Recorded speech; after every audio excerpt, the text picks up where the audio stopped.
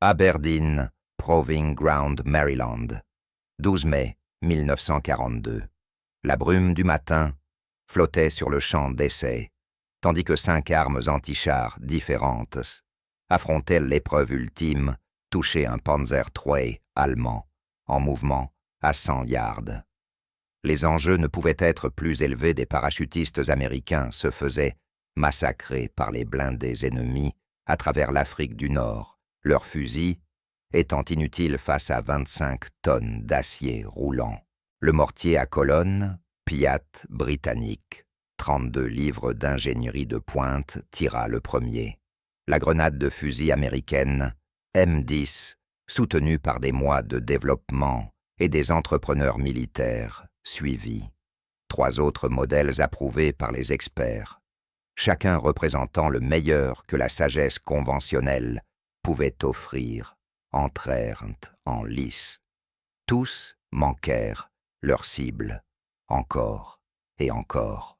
Puis, un lieutenant de 24 ans s'avança avec ce qui ressemblait à une tuyauterie d'évacuation, glorifiée des organes de visée, fait d'un cintre filaire, une détente artisanale, un dessin si rudimentaire que le comité d'examen des armes l'avait qualifié d'entièrement impraticable et trop risqué à porter. L'idée stupide d'Edward que tous les experts avaient écartée. 5 roquettes, 5 impacts directs, une précision parfaite avec un équipement improvisé qui ne coûtait presque rien à fabriquer. Avant la fin de la journée, le général Marshall ordonnerait 5000 exemplaires. À la fin de la guerre, cette arme rejetée transformerait des parachutistes faiblement armés en machines à tuer des blindés dont les équipages de panzer allemands apprendraient à avoir peur. Mais d'abord, un jeune ingénieur devait prouver que parfois, les idées les plus révolutionnaires viennent des endroits les plus improbables. La salle de guerre du département de l'armement avait l'air d'un tombeau. Ce printemps 1942, le colonel Leslie Skinner étala les derniers rapports de renseignement sur son bureau, en acajou, chaque page racontant la même histoire brutale. En libre, l'Africa Corps de Rommel traversait les forces britanniques comme une faux dans le blé. Les conseillers américains, intégrés aux unités du Commonwealth, renvoyaient des rapports de terrain qui ressemblaient à des récits d'horreur. Les chiffres étaient pas simples et terrifiants. Un Panzer III allemand pesait 25 tonnes et pouvait maintenir 25 servomètres-poussage sur un terrain désertique. Un parachutiste américain, chargé de son équipement de combat, portait 4 Vevis Lobegubis et pouvait sprinter à 8 mètres si la chance et le terrain étaient favorables. Lorsque ces forces se heurtaient, la physique décidait toujours, et la physique favorisait les Allemands. Skinner sortit une photographie de l'engagement. Sur la ligne de Gazala des parachutistes britanniques avaient été largués derrière les positions allemandes pour perturber les lignes d'approvisionnement, la mission ayant échoué de façon catastrophique lorsque les panzers de Rommel avaient roulé sur leur position défensive. Le fusil anti-char du garçon, 39 livres d'ingénierie britannique de précision, s'était révélé totalement inutile. Ses cartouches de calibre .055 ricochaient sur l'acier allemand, comme des cailloux lancés contre un cuirassé. Sur 240 parachutistes largués seuls, 37 revinrent aux lignes alliées. Les murs du bureau de Skinner exposaient des tableaux de production qui n'apportaient aucun réconfort. Les usines allemandes produisaient des chars plus vite que les usines américaines ne pouvaient suivre. Le Wehrmacht avait appris la guerre interarmes en Pologne et en France, perfectionnant la coordination, blindés infanterie appui aérien, tandis que les forces américaines s'appuyaient encore sur des tactiques et des équipements de la Première Guerre mondiale devenus obsolètes depuis 20 ans. Pourtant posé sur le bureau de Skinner, il y avait quelque chose qui offrait de l'espoir, si quelqu'un parvenait à trouver une façon de l'employer efficacement. La grenade à charge creuse M10 représentait une percée dans la technologie anti-blindage. Le système à charge creuse du Suisse Henry Mohalp pouvait concentrer l'explosion en un jet étroit de cuivre fondu, capable de percer 50 mm d'acier homogène. Les essais en laboratoire prouvèrent que l'ogive pouvait pénétrer n'importe quel char allemand en production à l'époque. Le problème de mise en œuvre, cependant, paraissait insurmontable. À environ 3,5 livres, la M10 était bien trop lourde pour être lancée avec précision à la main, et les versions lancées au fusil endommageaient les armes utilisées pour les tirer. La seule méthode d'emploi pratique exigeait que l'infanterie s'approche à portée de bras des chars ennemis, une mission suicide qu'aucun commandant n'ordonnerait. Le lieutenant Edouard Hull arriva au bureau de Skinner un mardi matin, tout juste sorti du cursus de génie mécanique de l'université Lehi, et s'efforçant de ne pas paraître dépassé par sa première mission importante. À 24 ans, il possédait la persévérance méthodique que valorisent les professeurs d'ingénierie, mais que les bureaucrates militaires trouvaient souvent irritante. Son habitude de griffonner des solutions mécaniques sur n'importe quelle surface disponible lui avait déjà valu des regards désapprobateurs des officiers supérieurs. Skinner lui remit les spécifications de la M10 et une pile de propositions de mise en œuvre qui avaient échoué. « Ce dont nous avons besoin, » expliqua le colonel, « c'est d'une manière d'amener cette ogive sur l'acier allemand depuis 300 yards sans tuer nos gars dans le processus. » Chaque solution essayée manquait soit de portée suffisante, soit créait un risque inacceptable pour l'opérateur. Hall passa 2 semaines à attaquer le problème sous tous les angles concevables. Les versions lancées au fusil généraient trop de recul, brisant les crosses et disloquant les épaules. Les variantes livrées par mortier s'avéraient terriblement imprécises, au-delà de 50 yards. Les catapultes à ressort semblaient absurdes et fonctionnaient encore moins bien qu'elles n'en avaient l'air. Chaque solution potentielle engendrait de nouvelles complications qui semblaient se multiplier exponentiellement. La percée survint lors d'une visite routinière à l'Indian Head Naval Proving Ground dans le Maryland.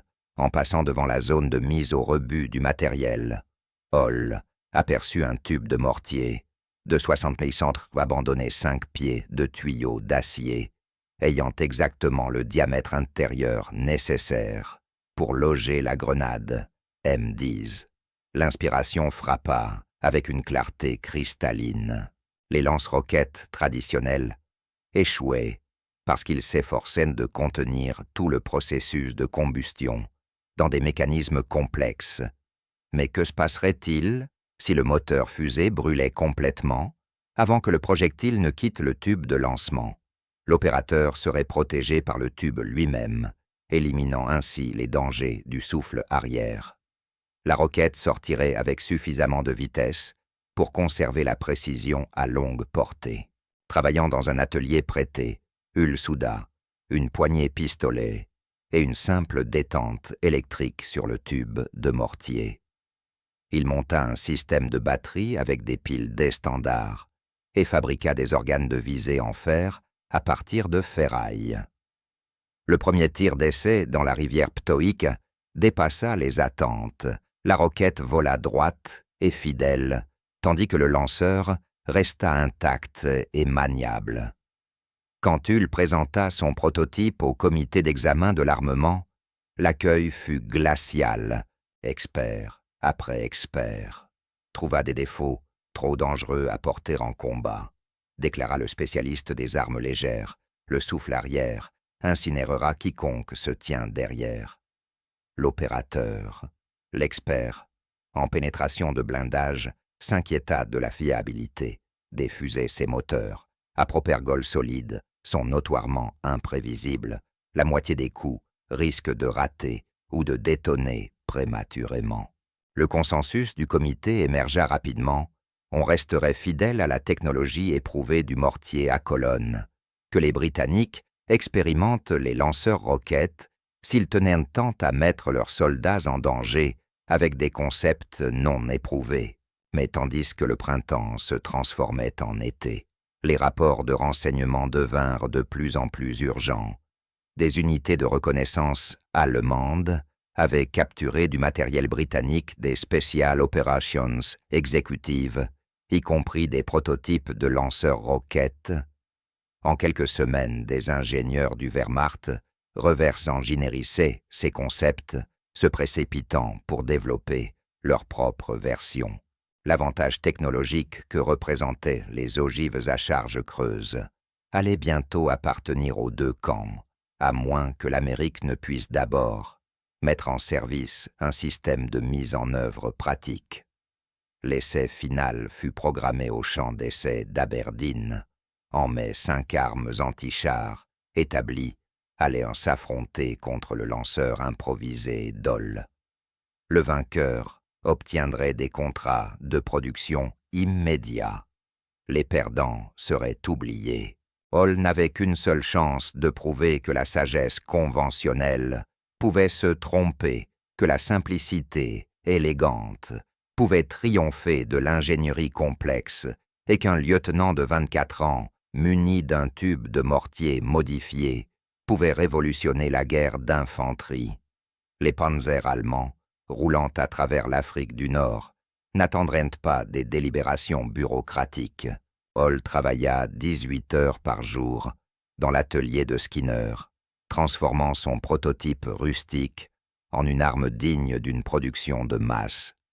Le tube de mortier d'origine nécessitait un renforcement important pour supporter des tirs répétés. Il enroula toute sa longueur de fil de piano en acier, créant ainsi un système de confinement secondaire destiné à prévenir une défaillance catastrophique, même si le tube principal se fissurait sous la contrainte. Le système d'allumage électrique exigeait de la redondance 2 piles D montées en parallèle, assurant un tir fiable, même si une source d'énergie venait à faillir en conditions de combat. La crosse d'épaule posa son propre défi d'ingénierie.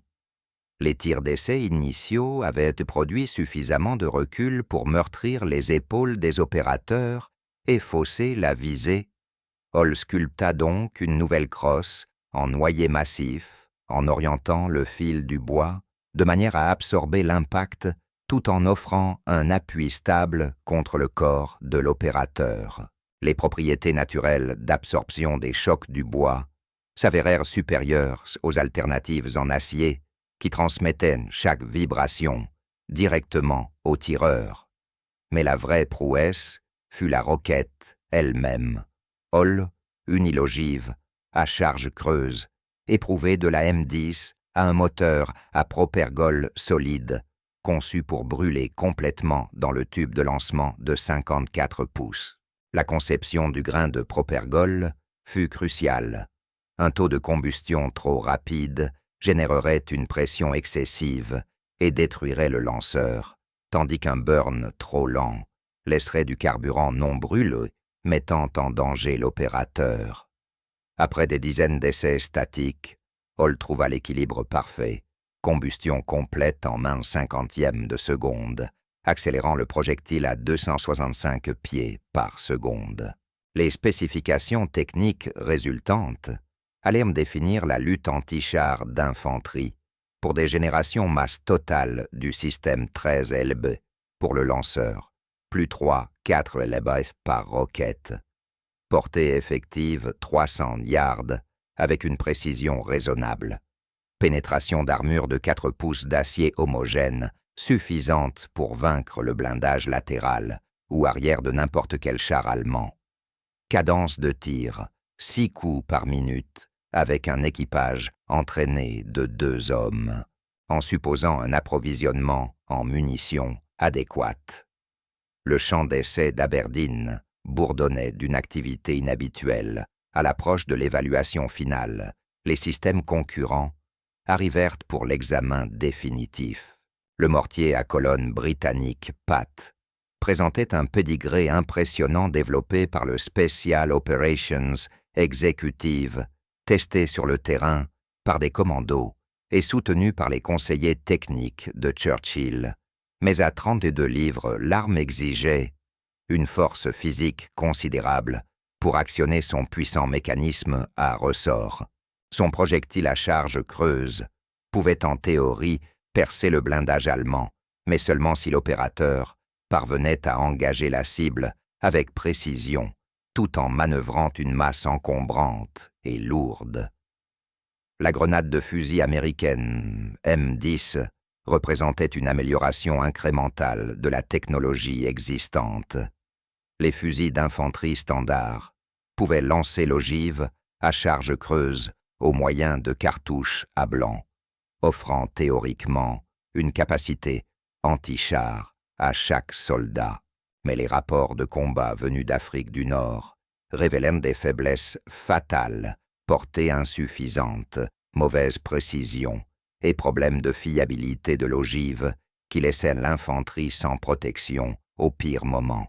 3 modèles expérimentaux fournis par des grands groupes d'armement complétaient le plateau, chacun représentait des approches d'ingénierie sophistiquées, soutenues par des millions de dollars de financement et des décennies d'expérience industrielle.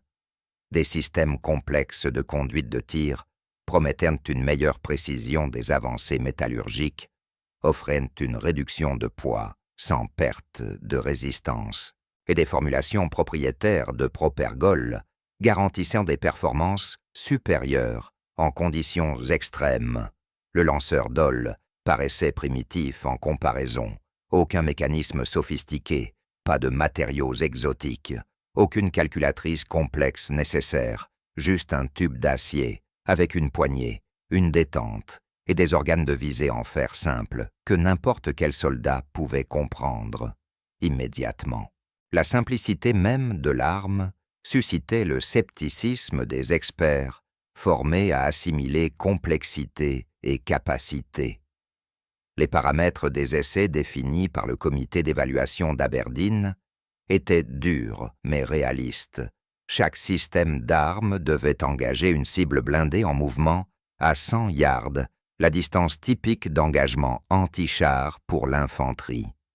Le véhicule, cible un Panzer III allemand capturé, traverserait la piste à 15 mm/Bayh, simulant des conditions de combat réelles. Chaque concurrent disposait de 5 tentatives pour démontrer précision et fiabilité.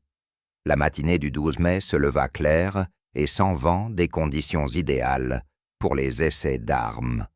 Hull arriva tôt pour découvrir que les organes de visée de son lanceur avaient été endommagés pendant le transport. Depuis l'atelier, les lunettes de fer, soigneusement usinées, gisaient tordues et brisées, dans leur étui victime d'une manutention brusque par le personnel logistique d'Aberdeen. À quelques heures seulement de la démonstration, la panique menaçait d'anéantir des préparatifs soigneux. Skinner vint trouver Hull en train de tenter frénétiquement des réparations avec des outils inadéquats.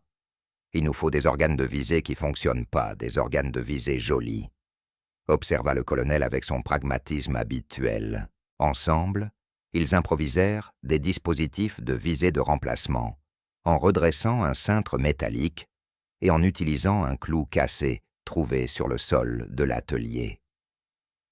Le résultat avait l'air absurde du métal tordu fixé avec du ruban isolant, mais fournissait des repères élémentaires pour l'acquisition de la cible.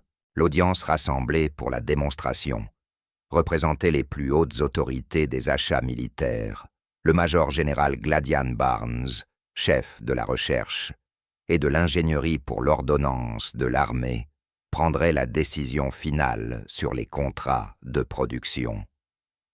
Des représentants des services de renseignement britanniques observaient en silence, évaluant les capacités technologiques américaines, tout en protégeant leurs propres secrets de développement. Les cadres des entreprises de défense regardaient nerveusement des mois de travail, de conception et d'investissement corporatifs, étant soumis à une évaluation pratique. Les enjeux dépassaient de loin un simple achat d'armes. Les forces allemandes progressaient en Afrique du Nord, tandis que l'infanterie américaine restait mal équipée pour la guerre moderne. Chaque jour de retard signifiait davantage de pertes, davantage de territoires perdus et plus de preuves que les Alliés ne pouvaient ni pas rivaliser avec les capacités du Wehrmacht. L'arme gagnante entrerait immédiatement en production de masse, pouvant potentiellement changer la trajectoire de la guerre. Dans les théâtres où les blindés dominaient l'équation stratégique, Hall vérifia une dernière fois ses organes de visée improvisés, sentant le poids familier du lanceur sur son épaule. Le dispositif de visée en cintre avait l'air ridicule, mais il fournissait l'alignement de base nécessaire pour un tir précis. Plus importante encore, la simplicité fondamentale de l'arme restait inchangée. Pointer le tube vers la cible, presser la détente, regarder la roquette voler, droite et vraie. Pas de calcul complexe, pas de réglage capricieux, pas de mécanisme sophistiqué, susceptible de tomber en panne sous le stress du combat. Le test devait prouver si l'élégante simplicité pouvait triompher de la complexité institutionnelle, si la pensée non conventionnelle d'un ingénieur de 24 ans pouvait résoudre des problèmes qui avaient dérouté les experts militaires, et si l'infanterie américaine recevrait enfin des armes capables d'arrêter les chars allemands. 5 tirs détermineraient l'avenir de la lutte anti-chars. Le PAD britannique ouvrit le feu en premier, mis en œuvre par une équipe d'ingénieurs royaux qui s'étaient longuement entraînés avec l'arme à Woolwich Arsenal. Le lanceur de 32 Bellapomé-Olbeta nécessitait 2 hommes pour gérer son puissant mécanisme à ressort, l'un tenant l'arme stable, pendant que l'autre armant le ressort d'acier qui propulserait la bombe à charge creuse. Le Panzer III, viable capturé, commença sa traversée du champ d'essai à exactement 15 mm pH, son motif de camouflage gris distinct se détachant clairement sur la campagne du Maryland. La première munition du PAT s'élança avec un thump caractéristique, le mécanisme à ressort libérant son énergie emmagasinée en un seul mouvement violent.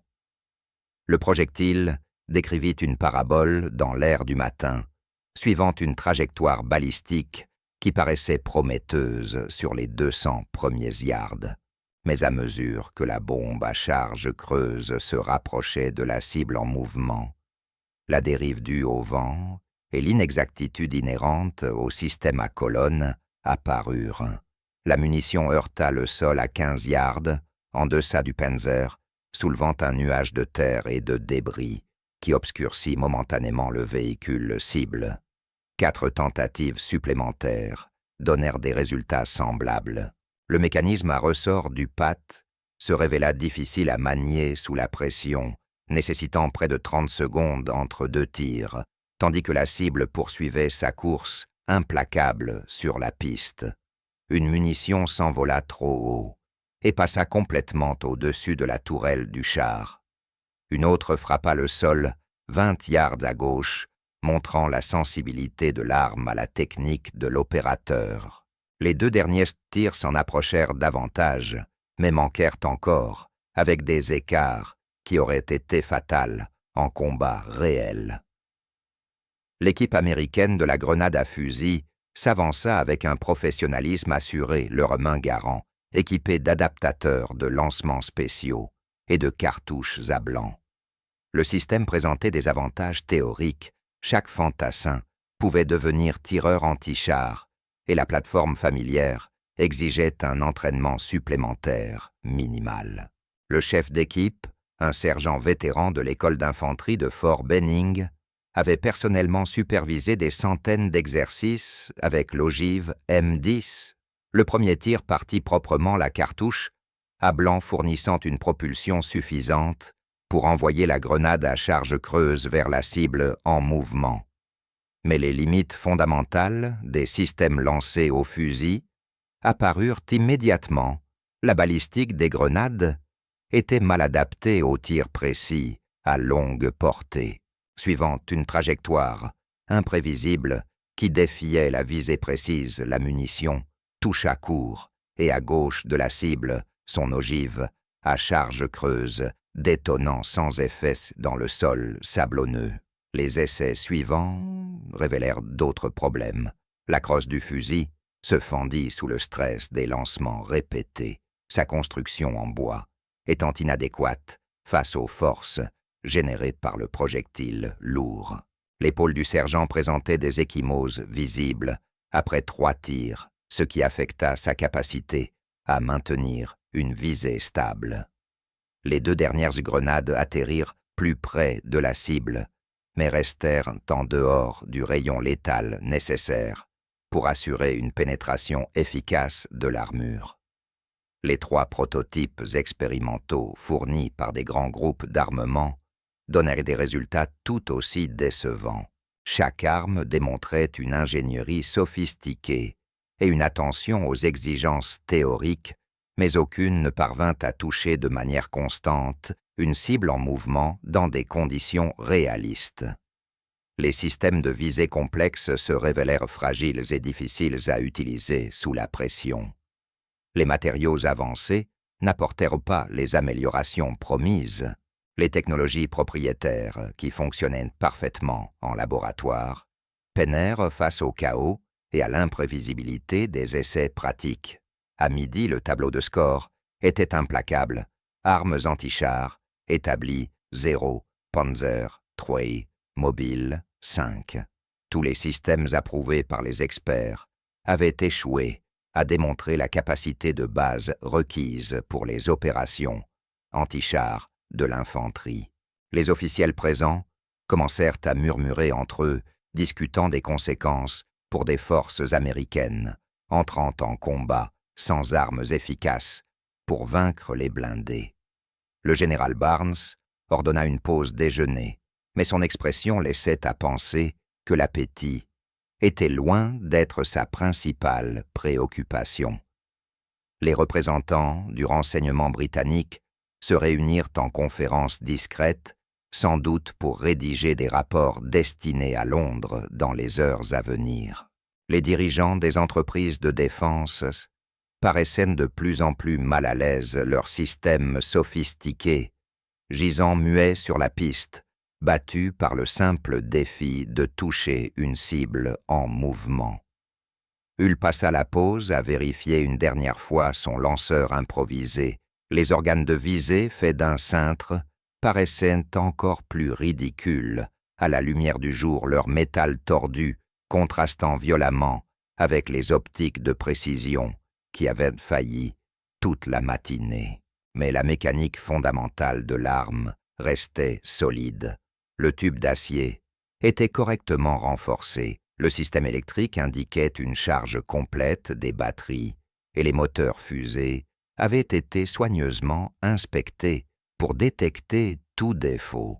Lorsque le général Barnes appela pour la démonstration finale, il marcha vers la ligne de tir avec une confiance tranquille. Le poids familier du lanceur se posa naturellement sur son épaule, son point d'équilibre parfaitement positionné pour un tir stable. Les organes de visée improvisés fournissaient des repères de base qui s'alignaient instinctivement avec son instinct naturel de viser. Le Panzer III entama sa 6e traversée de la journée, le bruit de son moteur, clairement audible sur tout le champ d'essai. Hall suivit la cible à travers ses organes de visée, faits d'un cintre, attendant le moment optimal, où le mouvement de la cible, les conditions de vent et le temps de vol de la roquette se rencontreraient parfaitement. Son doigt trouva la détente électrique, ressentant la résistance familière qui la précédait. Allumage, la première roquette partit avec un claquement net, son moteur à propergol solide, brûlant complètement à l'intérieur du tube de lancement de 54 pouces avant que le projectile n'en émerge. L'ogive à charge creuse vola droite et fidèle, suivant une trajectoire quasi plate qui contrastait fortement avec les arcs des tirs précédents. L'impact survint exactement là où Hull avait visé le centre de la coque du Panzer. L'ogive à charge creuse détonna avec un effet dévastateur, perforant proprement 50 mm de blindage. La foule présente tomba silencieuse. Un tir réussi ne prouvait rien des impacts chanceux, arrivait même avec des armes inadéquates. Mais Hull chargeait déjà sa deuxième roquette, son geste fluide et entraîné par des semaines de préparation. Le Panzer continua sa traversée mécanique, offrant un nouvel angle de tir à mesure qu'il se déplaçait sur la piste. Le deuxième tir frappa la tourelle avec une précision identique traversant un blindage qui, en combat réel, aurait protégé le compartiment équipage. La troisième roquette toucha exactement où elle avait été visée. La quatrième trouva sa marque avec une certitude mathématique. La cinquième et dernière munition atteignit le centre de la cible, complétant une démonstration parfaite de précision qui ne laissait place ni au doute ni à l'interprétation. Le tableau de score indiquait désormais lanceur-roquette improvisé, d'où 5 impacts sur Panzer en mouvement. Le général Barnes marcha lentement jusqu'à la ligne de tir, son expression ne trahissant rien de ses pensées. Il prit le lanceur grossier en main, en ressentit le poids, et examina les organes de visée en cintre tordu qui avaient guidé chaque tir vers une précision parfaite. Le général Barnes épaula lui-même l'arme, testant son équilibre et son ergonomie avec les gestes professionnels d'un officier qui avait évalué des centaines de systèmes d'armes au cours de sa carrière. La répartition du poids du lanceur lui parut naturelle, contrairement à l'encombrement maladroit du patte ou au système d'attache gênant des grenades à fusil. Il visita les organes de visée improvisés et nota la rapidité avec laquelle ce système rudimentaire s'alignait sur des cibles potentielles. Ça ressemble bien à la bazooka de Bob Burns, observa Barnes, en référence à l'instrument comique du célèbre animateur, constitué de 2 tuyaux de gaz et d'un entonnoir à whisky. La comparaison arracha des sourires aux observateurs, mais le ton du général n'était pas moqueur. Le surnom saisissait l'essentiel de l'arme, une simplicité honnête, un outil conçu pour l'efficacité plutôt que pour l'effet. Barnes chargea une roquette et tira plusieurs coups sur des cibles fixes disposées sur le champ. Chaque tir fonctionna exactement comme lors de la démonstration, allumage net, trajectoire, plate pénétration d'armure dévastatrice. Les ogives à charge creuse traversaient les plaques d'acier avec une précision chirurgicale, créant des perforations qui auraient été instantanément fatales aux équipages en situation de combat. Plus important encore, le maniement de l'arme se révéla suffisamment intuitif pour qu'un soldat d'infanterie puisse l'apprendre avec un minimum d'entraînement. Combien de temps avant de pouvoir livrer 5000 unités? Demanda Barnes sa question, tranchant l'air de l'après-midi avec une autorité décisive. Hull sentit son cœur faire un bond. La transition entre la démonstration réussie et l'ordre de production de masse se produisit si vite que son esprit eut du mal à en saisir toutes les implications. « Sir, murmura-t-il, incertain d'avoir bien entendu. General Electric obtient le contrat de production. Continua Barnes, sa décision déjà prise. 30 jours pour la première livraison. Nous allons désigner cela lance-roquette de 2,36 pouces M1. Mais chaque soldat sur le terrain l'appellera la bazooka.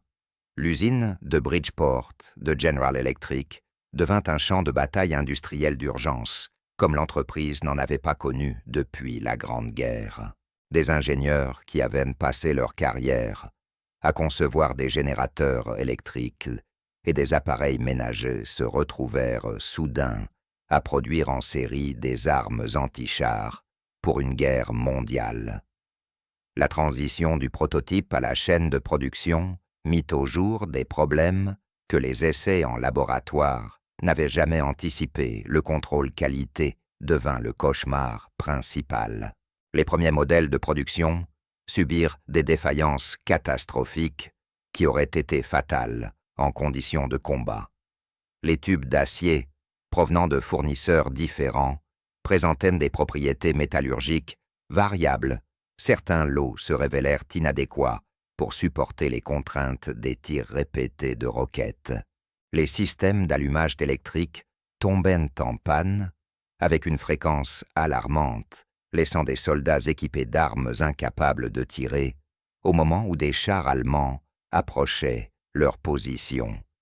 La roquette M6 s'avéra encore plus problématique que le lanceur lui-même.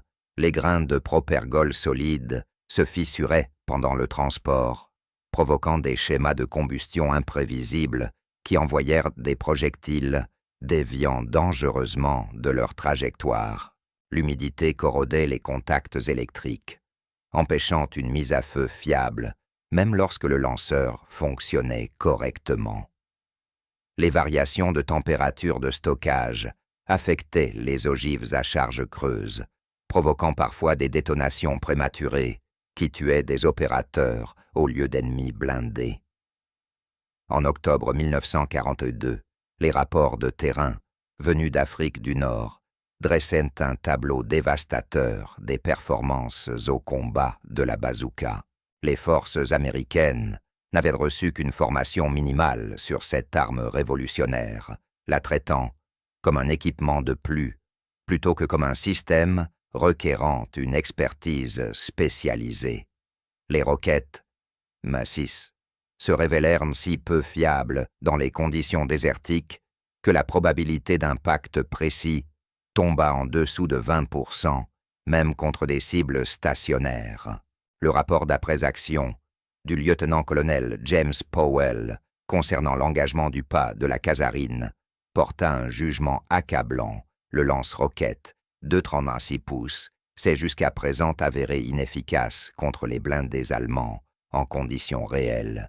Sur 47 roquettes tirées sur des chars ennemis au cours de cet engagement, seules 3 ont atteint des impacts directs et aucune n'a entraîné de destruction confirmée de véhicules.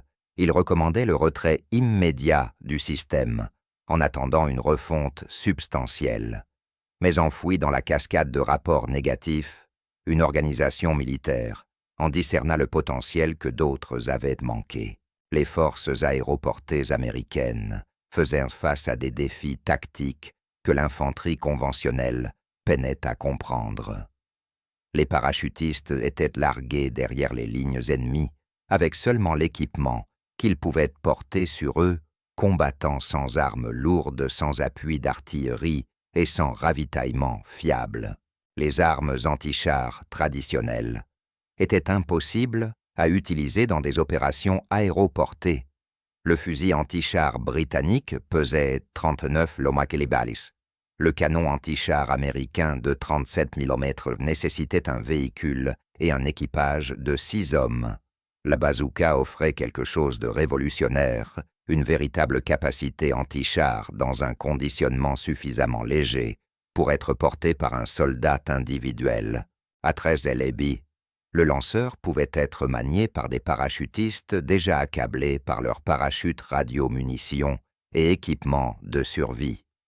Les ogives à charge creuse pouvaient théoriquement vaincre n'importe quel char allemand si elles étaient livrées avec précision sur des points vulnérables du blindage latéral ou arrière. Le major général Matthew Ridgway, commandant la 82e division aéroportée, adressa en novembre 1942 une demande formelle à l'ordonnance de l'armée modifier la bazooka spécifiquement pour les opérations des parachutistes. Le lanceur standard de 54 pouces était impossible à manœuvrer à l'intérieur des avions de transport, où les contraintes d'espace exigeaient que chaque pièce d'équipement remplisse plusieurs fonctions de façon efficace. Ridgway retourna à son atelier avec un nouvel enjeu d'ingénierie qui paraissait impossible à résoudre. Les parachutistes avaient besoin de la capacité anti-char de la bazooka, mais ils exigeaient aussi une arme transportable pendant les sauts.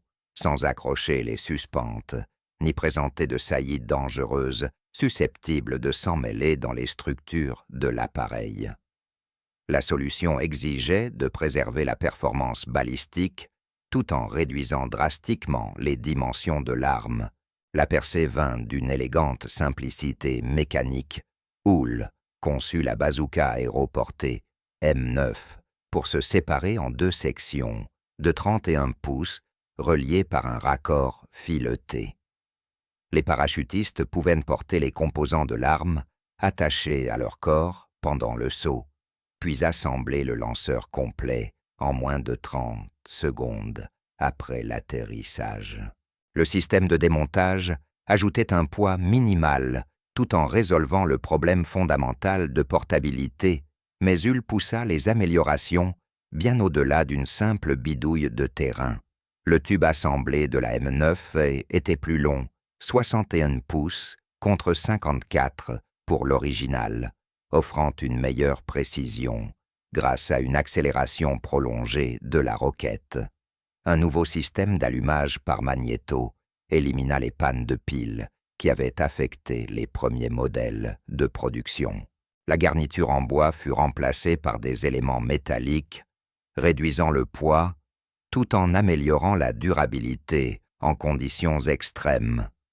Surtout, la nouvelle roquette M6A3 intégra les leçons tirées des expériences catastrophiques en combat.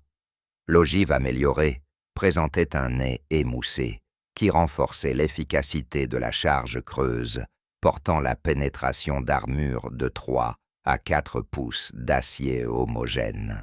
Un temps de combustion prolongé fournit une vitesse à la bouche plus élevée et une trajectoire plus tendue, améliorant la précision jusqu'à la portée pratique maximale de 350 yards. Au début de 1943, le système d'armes transformé était prêt pour l'épreuve ultime, le déploiement en combat avec les forces aéroportées préparant l'invasion de l'Europe. L'obscurité précédant l'aube du 6 juin 1944 porta le bourdonnement de 2000 avions de transport traversant la Manche en direction de la France occupée. À l'intérieur des fuselages exigus des C-47, 20 000 parachutistes américains procédèrent aux vérifications finales de leur équipement avant la plus grande attaque aéroportée de l'histoire militaire. Attachés à leur corps, aux côtés des parachutes, munitions et équipements de survie, les bazookas M9 représentaient une révolution tactique que les commandants allemands n'avaient pas prévue. Le sergent-chef Mike Ranney, du 2e bataillon, du 506e régiment parachutiste, sentit le poids familier des composants de sa bazooka démontés contre ses côtes, alors que son avion approchait de la zone de largage à près de Sainte-Mère-Église. Les deux sections de 31 pouces étaient devenues aussi familières que son fusil après des mois d'entraînement en Angleterre. Mais ce serait la première mise à l'épreuve en combat de la capacité du design d'Edward Houle à transformer des parachutistes légèrement armés en spécialistes anti-chars. Le saut dispersa les forces américaines à travers la campagne normande d'une manière qui défiait toute planification précise, vent violent. Tir de la DCA et inexpérience des pilotes déposèrent des parachutistes à des kilomètres des zones prévues, créant de petits groupes isolés profondément derrière les lignes défensives allemandes. Pour l'infanterie conventionnelle, une telle dispersion eût été catastrophique. Pour des forces aéroportées équipées d'armes anti-chars portables, elle offrit des opportunités inédites aux défenseurs allemands. Ranney atterrit dans un champ inondé à 2 miles à l'est de sa zone prévue et assembla immédiatement sa bazooka pendant que des voix allemandes résonnaient dans le paysage nocturne. Le système de raccord fileté fonctionna exactement comme prévu, transformant 2 tubes maladroits en un système d'armes opérationnel en moins de 30 secondes.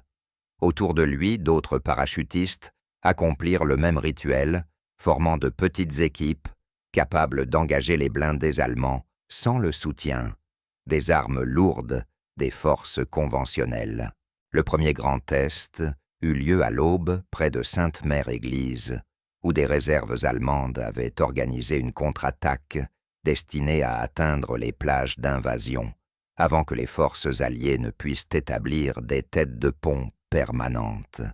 3 chars moyens, Panzer IV, soutenus par de l'infanterie et des half-tracks, avancèrent sur la route principale en direction des positions tenues par des éléments dispersés de la 90e division aéroportée. Selon la doctrine d'avant-guerre des parachutistes légèrement armés, auraient été impuissants face à une telle force contrainte de se replier ou de faire face à l'anéantissement. Au lieu de cela, le sergent Rani et le soldat de première classe, Walter Gordon, se positionnèrent dans un fossé de drainage à 30 yards de la route leur bazooka, chargé d'une roquette M6A3 et pointé sur le char allemand de tête. La nouvelle ogive promettait une pénétration de 4 pouces de blindage suffisante pour percer les 50 mm de protection latérale du Panzer IV, si l'angle d'impact était correct. Le char de tête passa à 15 miles à l'heure, offrant une cible latérale parfaite, un tir impossible avec les armes anti-chars traditionnelles. Rani actionna le système d'allumage magnéto, envoyant la roquette sur une trajectoire plate qui frappa la coque du Panzer juste derrière le barbotin. L'ogive à charge creuse détonna, avec un effet dévastateur, perforant le blindage et enflammant les munitions stockées dans le compartiment de combat.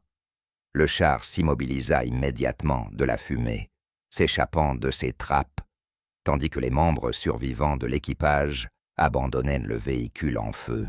Le deuxième Panzer IV, tentant de contourner son chef immobilisé, exposa son blindage arrière, vulnérable, à une autre équipe de bazooka, positionnée dans un verger à 50 yards de la route. Le tir du soldat James Ali frappa le compartiment moteur, désactivant la propulsion du char et le laissant paralysé au milieu de la route. Le troisième char allemand, comprenant que la zone regorgeait d'armes anti-chars, fit demi-tour et se replia vers des positions défensives plus proches de la côte.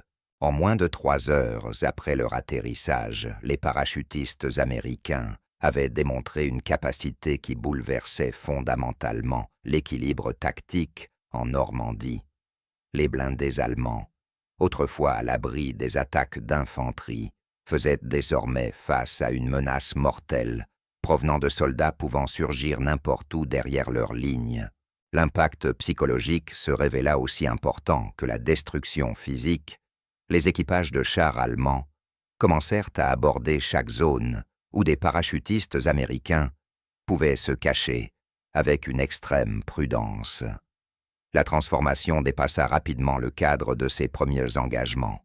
Près de quarantaine, une seule équipe de bazooka commandée par le lieutenant Richard Winters désactiva 3 chars allemands en 10 minutes, brisant une contre-attaque blindée qui menaçait de couper la chaussée reliant Utah Beach aux objectifs à l'intérieur des terres.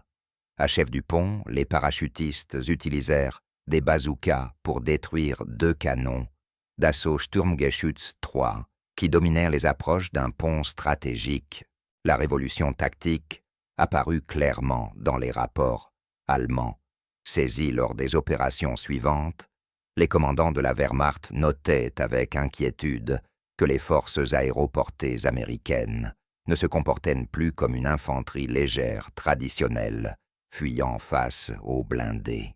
Au contraire, les parachutistes traquaient activement les chars allemands, utilisant leur mobilité supérieure et leur connaissance du terrain local pour tendre des embuscades dévastatrices aux forces mécanisées. À la fin du mois de juin, les analyses statistiques révélèrent l'ampleur du changement. Les divisions aéroportées américaines en Normandie avaient détruit ou neutralisé 47 véhicules blindés allemands à l'aide de bazookas contre 0 destruction de chars par des parachutistes lors des campagnes précédentes. L'efficacité au combat de l'arme dépassait toutes les prévisions établies en laboratoire 70% de probabilité d'impact sur des cibles fixes, 45% sur des blindés en mouvement à moins de 100 yards. La roquette M6AA3 se montra capable de percer le blindage latéral ou arrière de n'importe quel char allemand, y compris celui du redoutable Tiger Hubbles, dont la protection frontale restait néanmoins imperméable aux attaques de bazooka. Mais plus encore que sa puissance réelle, c'est son effet psychologique qui redéfinissait le champ de bataille. Les équipages de Panzer, autrefois confiants dans leur supériorité technologique sur l'infanterie alliée, abordaient désormais chaque combat avec la conscience que la mort pouvait venir de soldats invisibles cachés dans les haies ou les fossés. L'allocation standard de 4 bazookas par compagnie aéroportée 6, pour les compagnies de planeurs, conférait aux parachutistes une puissance de feu anti-char équivalente à celle d'un peloton de canons anti-char, tout en préservant la mobilité et la flexibilité tactique propres aux opérations aéroportées. Les commandants allemands formés à exploiter l'impuissance traditionnelle de l'infanterie légère face aux blindés se retrouvèrent confrontés à un ennemi ayant éliminé leur principal avantage tactique, mais alors même que la bazooka prouvait sa valeur sur les champs de bataille normands. Les rapports de renseignement apportèrent une nouvelle troublante. En provenance du front de l'Est, les ingénieurs allemands travaillant à partir d'armes américaines capturées avaient en développé leurs propres lance-roquettes anti-chars portatifs, le Panzerschreck, doté d'une ogive de 88 mm, capable de percer 6 pouces de blindage. L'élève était rapidement devenu le maître menaçant de retourner l'innovation d'Edward Hull contre les forces qu'elle était censée protéger. La course entre la puissance offensive et les contre-mesures défensives, entre l'ingéniosité américaine et l'excellence de l'ingénierie allemande, entrait dans une phase nouvelle et potentiellement décisive qui déterminerait si la bazooka resterait un avantage révolutionnaire ou deviendrait simplement une arme de plus, dépassée par la spirale technologique sans fin de la guerre.